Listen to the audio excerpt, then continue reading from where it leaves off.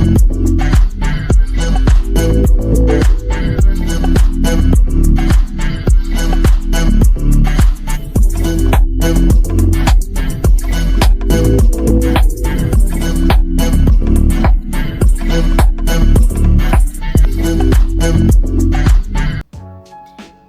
ми е от тези дни, в които почти нямам никакви задачи, да не кажа изцяло никакви. Навън времето е страхотно и единственото, което трябва да направя е да си направя готин аутфит, да се гримирам, да си оправя косата и да изляза в това прекрасно време. Косата и гримът ми вече са готови и се получиха от първия път и двете идеално, така както съм искала. Момичета, кажете ми, вие имате ли такива дни, в които просто искате косата да ви е готина, гримът ви да е готин, да си направите някой готин аутфит и просто да излезете и да се поснимате навън в това прекрасно време? Днес моя ден е точно такъв, затова ще го направим заедно. Сега ще ви покажа какво съм си поръчала от Zara. Вчера пристигна пратката ми. Поръчала съм си няколко неща, сега ще ви ги покажа, като едно от тях е viral тренчът, който ми излизаше непрекъснато и нямаше как да не си го поръчам и аз. Със сигурност и на вас ви е излизал някъде в социалните мрежи, така че сега ще видим как бих могла да го комбинирам. Поръчала съм си черни обикновени дънки, които в долната част се разкрояват, тип Чарлстон. Аз много обичам да нося такива дънки, вече почти нямам дънки, които да са по мен. 32 номер са, доста често ме питате кой номер дънки нося от Zara, но понякога зависи какъв е и моделът, 32 размер ми е голям. Така че със сигурност много зависи от модел до модел. Този е напълно изчистен, така че лесно би се съчетавал с всичко. Ето го и тренчът, ето изглежда по този начин. Размерът е S и една идея ми е голям. Вчера го премерих, но много ми се иска да го измисля как бих могла да го нося и да си го оставя, защото наистина моделът е много хубав. Ето така седи, не знам дали можете да го видите. И ето така, нямаше XS, ще да е идеално да бъде XS.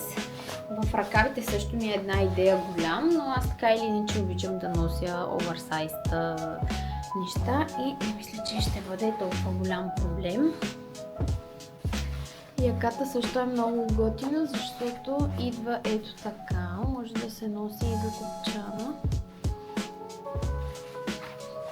Ето така.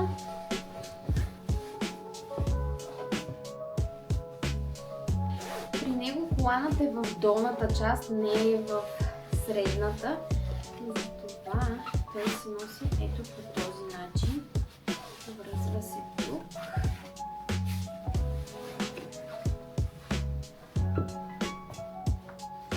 И стои ето така. Вижда се, че една идея ми е голям, но мисля да си го оставя. Като ще го комбинираме и с тази чанта, която си поръчах също от Zara. Ето така изглежда. Води се естествен велур. Наистина е доста хубава и нямам за сега в такъв цвят, така че ще много добре би си паснала с тази визия. Има си и дълга дръжка, така че някой от вас, ако предпочита да ги носи по този начин, също би бил вариант. Аз не обичам да ги нося с дълги дръжки, така че вариантът е ето такъв. Мисля, че много добре си пасват и не е толкова претенциозна като цвят и би отивала на всичко.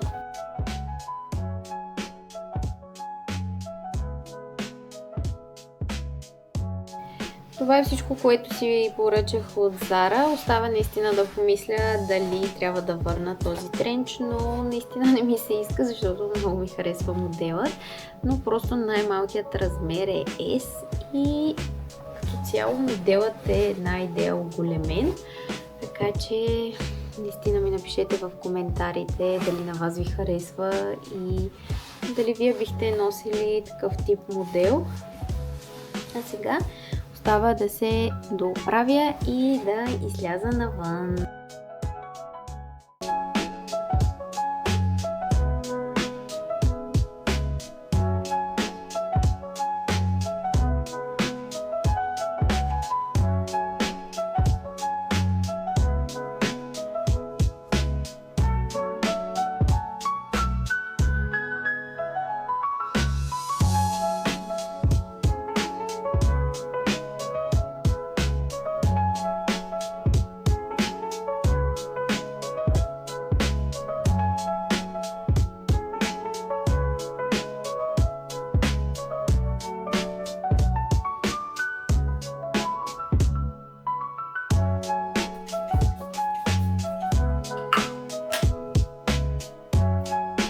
Днес ми предстои да ходя на почистване на лице. Заедно с сестра ми сме си записали час в House of Beauty естетичен център, който посетихме миналата седмица за първи път. Там се запознахме с Микела, която много подробно обясни на двете ни видовете терапии, подходящи за всяка кожа, и решихме днес да започнем с 5-фазно почистване на лицето. Тези месеци усещам кожата си доста по-суха, затова исках да отида някъде, където да направим нещо подходящо за кожата ми, малко да я съживим и в същото време да обсъдим каква е рутината ми, дали бъркам нещо или просто сезонът е такъв и трябва да изчакам да отмине зимата и кожата ми да се съживи.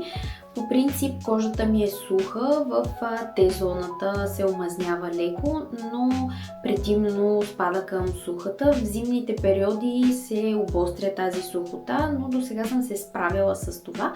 Тези месеци я усещам, както ви казах, доста по-суха, затова ми е интересно днес как ще премине почистването и какви процедури ще предприемем за моята кожа. Разбира се, ми е интересно и какви продукти за лице ще трябва да използвам. Склонна съм да променя изцяло рутината си, която ползвам сега, ако има нещо по-подходящо за моята кожа. Така че ще ви взема с мен, за да видите целият процес.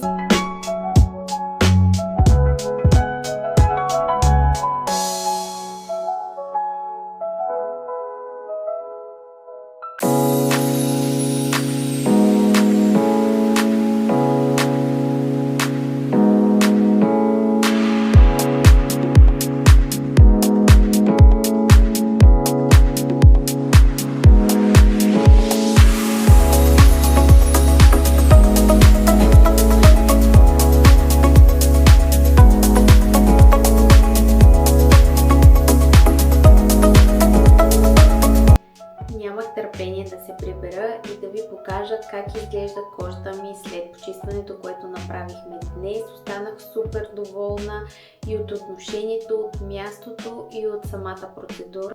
Днес направихме почистване в 5 стъпки, като първата стъпка беше дълбоко почистване на порите и замърсяванията по лицето ми, което беше много щадящо за кожата. По никакъв начин не съм се зачервила. Там, където имах несъвършенства, ги третирахме така, че да се скрият по-бързо и да ни излизат отново.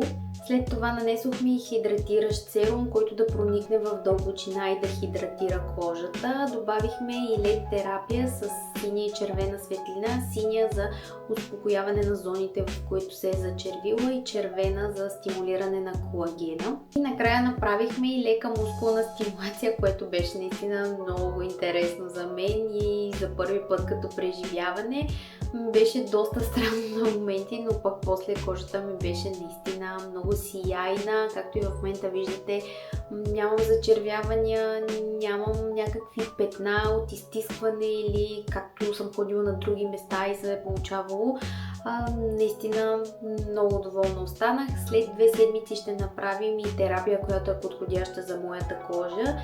Силно ви препоръчвам, ако решите да отидете и да си запишете час, то първият час да бъде за диагностика, за да може момичетата там да видят каква е кожата ви и каква нужда вие имате от каква терапия, защото на мен може една терапия да ми действа добре, но за вашата кожа да е по съвсем различен начин, така че със сигурност ви препоръчвам да си запазите първо час за консултация, след което да правите каквато и да е процедура.